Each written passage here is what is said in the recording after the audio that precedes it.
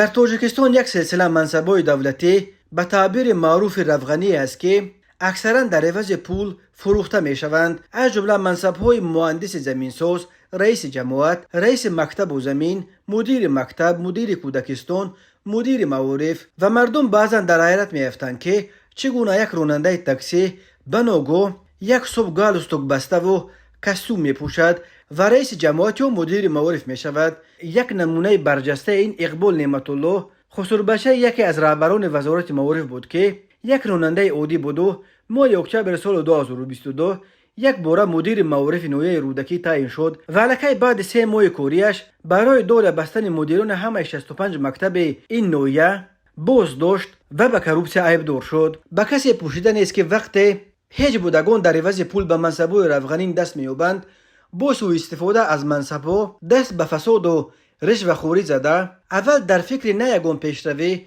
بلکه در پی اون میشوند که پولهای برای خریدن منصب صرف کرده خود را پس بیارند. ساکنان جماعت دیهات زرحلال شهر استرافشان همین گونه از رئیس این جماعت حمیدوف شاه اکبر شکایت دارند که چند سال پیش از منصب معاون رئیس جماعت برای کدام گناه برکنار گردیده به روسیه به مردکوری رفت و تقریبا 1 سال پیش بعد از روسیه برگشتنش به نوگاه رئیس جماعت تعیین شد. در حد حمیدوف به گفته ساکنان رهبران جماعت برای تمام چیز از مردم پول میکندند، حتی برای ازدواج. رئیس جماعت شاه اکبر حمیدوف به واسطه نسیم نام ملازمش که در بخش تنظیم کار میکند و تقسیم کردن دعوتنامه‌های کمیساریات حربی هم در دست اوست، از جوانانی که تابستان ماه ایول و آگوست زن میگرفتند اگر به خدمت حربی نرفته باشند از هر کدامش از 2000 تا 3000 سومونی طلب کرده و تنها بعد این به گذرانیدن تویشان اجازت میدادند. به اونهایی که از دادن پول سرکشی میکردند اجازت توی نمیدادند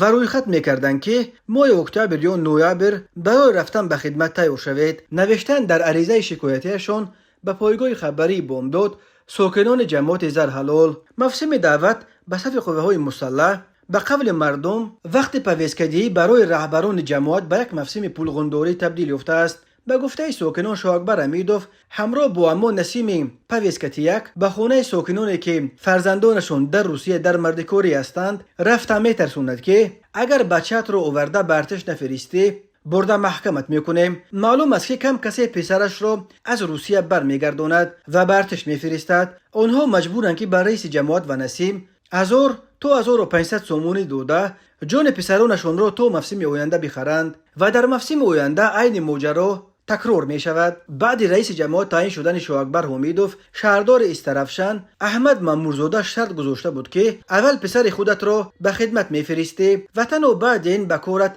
ادامه میدی. حمیدوف به گفته ساکنان در حقیقت پسرش را از روسیه آورده به خدمت فرستاد. پسر او در خود استرافشان در یک قسم نظامی در دهه روگوند مرکز جماعت صبرستان در مرز با ازبکستان خدمت میکرد ولی امکی 6 ماه خدمت کرد و جوابش دادند. ساکنان میپرسند مگر قانون برای رئیسان و مردم عادی دیگر است که پسر این منصبدار امکی نیم سال خدمت کرد و فرزندان مردم باید 2 سال خدمت کنند؟ این تفسیری که ساکنان از جماعت زرحلال نوشتند خاص تنها این جماعت نیست. متاسفانه پولکنی برای از گذراندن توی و معرکه تا درخواست قطعه زمین، رفتن و نرفتن به خدمت حربی و 1001 حجت دیگر در دستخوش بسیاری از منصبداران محلی در بسیاری از جماعت‌های تاجیکستان